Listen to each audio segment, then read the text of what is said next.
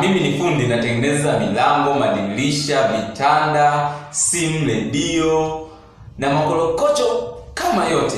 Ukitaka kunipata, ofisi zangu zipo wetu Mwanza Nyegezi. Lakini kwa wale wa mkoa wa Kilimanjaro, nina tawi langu pale Kisimili Mwanga. Na unaponiita katika kazi nafika kwa wakati.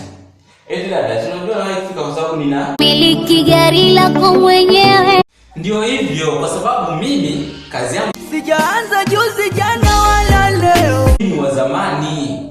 Na kabla ya kuanza kazi, inatakiwa mimi na wasaidizi wangu tunapata kwanza chakula.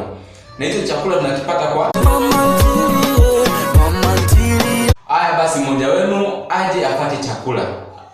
So wewe dada, Unamwambia nani sasa? Unamwambia nani sasa? Msaidizi huyu mpya huyu anaonekana ana njaa sana. Afu kweli kijana ndio nani? Mimi jina langu Kanjunju. Sasa wewe na njaa zako usije kwenda huko kuchanganya mahesabu.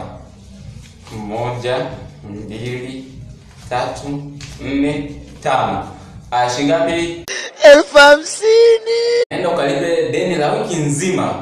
Alafu mwambie akupe chakula cha kutosha. Au hii hela itapelea. Kinatosha. Haya, wengine tuingie ndani tuendelee na kazi. Mbona pamefungwa? Shika funguo. Ilete.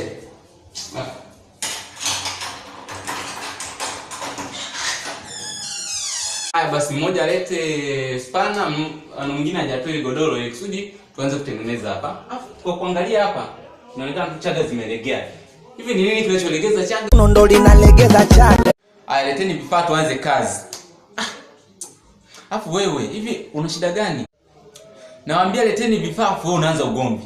Nisame. Alafu juzi na penye uleta ugomvi.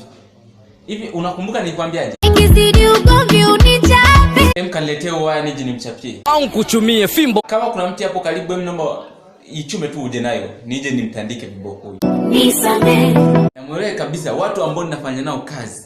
Mara nyingi tu nikafukuza, wakirudi mtaani huwa wana tapa. Acha uongo. Yaani bado mmenikosea, alafu mnaleta mambo ya ubishubishi. Hivi wewe unazungumzaje hizi pisi? Basi ya pisi wanikalilas na mambo ya ajabu. Ndio maana mimi sitaki dem. Kabisa, ukianza kuyafuatilia haya, mwisho utajikuta unapata tu stress za bure. Ngoja niendelee na kazi hapa kwenye kitasa. Naona msumari hajakaa vizuri.